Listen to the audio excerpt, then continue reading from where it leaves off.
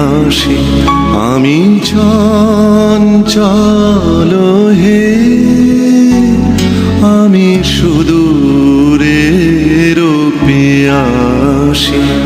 আমি চঞ্চল হে, আমি সুদূরের পিয়াসী।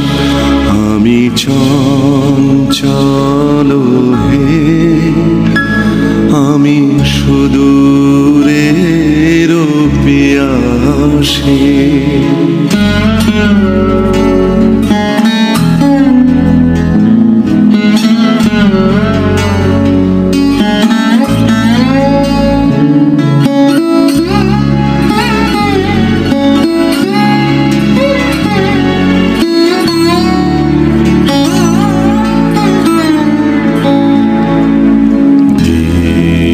চলে যায় আমি আনমনে,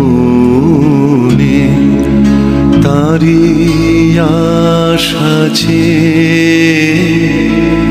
থাকে বাতায়নে। ওগো প্রাণে মনে আমি যে তাহার পরশ পাবার প্রয়াসী। আমি সুদূরের পিয়াসী। ওগো সুদূর বিপুল সুদূর, তুমি যে বাজাও ব্যাকুল বাঁশরি। মোর ডানা নাই আছে একটাই, সে কথা যে যাই পাশরি। আমি চঞ্চল হে, আমি সুদূরের পিয়াসী।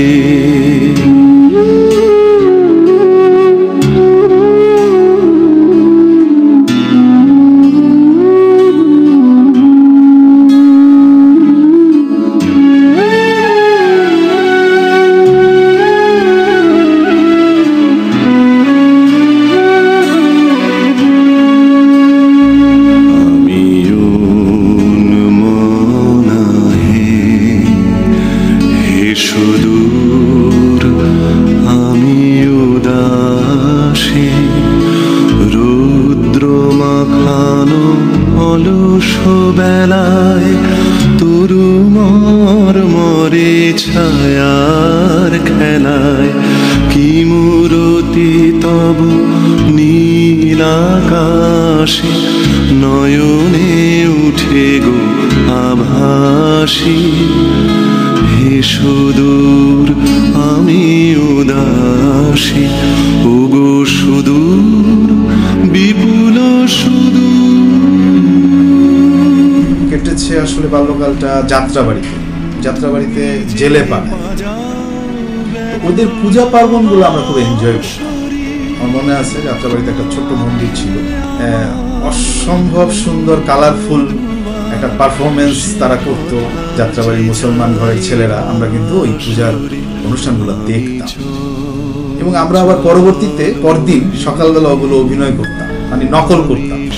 এভাবেই কিন্তু নাটকের প্রতি আমার বলবো যে একেবারে বাল্যকালে স্কুলে যাওয়ার আগে ভালোবাসা তৈরি হয়ে যায়। আমরা যাত্রাবাড়ি ছেড়ে আজিমপুর চলে আসি এবং টিএসসি আনাগোনা শুরু হয়। সেটা ক্লাস 8-9-এ যখন নাট্যতত্ত্ব বিভাগে ভর্তি হয়ে গেলাম আমি 1988 সালে। সেলিম আলদিন তিনি যখন একটা বিভাগ খুলে ফেললেন নাট্যতত্ত্ব, নাটক ও নাট্যতত্ত্ব নামে, আমি ওখানে ভর্তি নতুন ভাবে আবার নাটকের পাঠ নিলাম। 95-এ আমি চলে গেলাম পিএইচডি করতে আইসিসিআর ফেলো হিসাবে পন্ডিচেরি ইউনিভার্সিটিতে এবং Indian philosophy and modern theatre এইরকম একটা শিরোনামে আমি আমার পিএইচডি থিসিস কমপ্লিট করলাম 2000 সালে। কিন্তু 2000 সালে বাংলাদেশে এসে 21 টিভিতে আমার জব হয়ে গেল ব্রডকাস্ট ডিপার্টমেন্টের একজন সিনিয়র এক্সিকিউটিভ হিসেবে।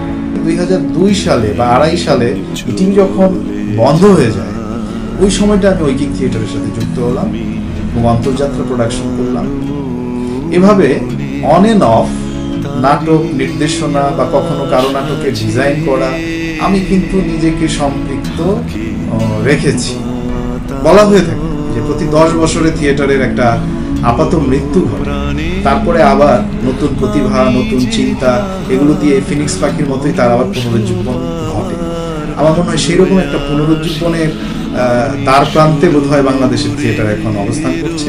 সরকারি এবং বেসরকারি পর্যায়ে বিশ্ববিদ্যালয় লেভেলে যে মিডিয়া এডুকেশনের একটা প্রসার ঘটছে, এটা আমি বলবো যে বাংলাদেশের জন্য অত্যন্ত শুভকর একটা বিষয়। এখন কিন্তু সময় এসেছে বিশ্বকে নতুনভাবে গড়ে তোলায় নিজের ভূমিকা, অবদান এবং নিজের পাওনাটা বুঝে নেওয়া। সেই জায়গা থেকে আমি বলবো যে সবারই মিডিয়া এডুকেশনে ব্যাপারটাকে খুব সিরিয়াসলি দেখা উচিত, আমাদের সেভাবে ভাবতে হবে।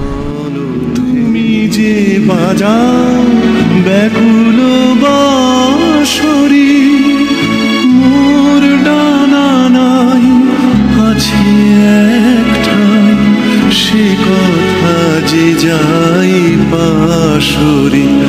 আমি চঞ্চল হে,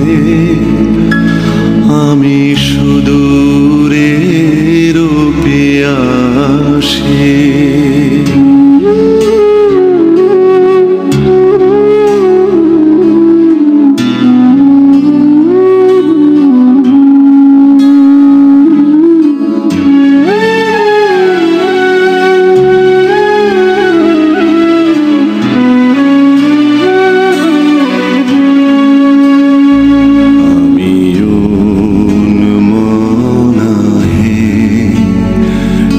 সুদূর আমি উদাসী, রুদ্র মাখানো অলস বেলায় তরুমর মরে ছায়ার খেলায়। কি মূরতি তব নীল আকাশে, নয়নে উঠে গো আভাসী। হে সুদূর আমি উদাসী, ওগো সুদূর বিপুল সুদূর। তুমি যে বাজাও ব্যাকুল বাঁশরি, কক্ষে আমার রুদ্ধ দুবার, সে কথা যে যাই পাশরি। আমি চঞ্চল হে, আমি সুদূরের পিয়াসী। আমি চঞ্চল হে, আমি সুদূরের পিয়াসী। আমি চঞ্চল হে, আমি সুদূরের পিয়াসী। আমি চঞ্চল হে, আমি সুদূর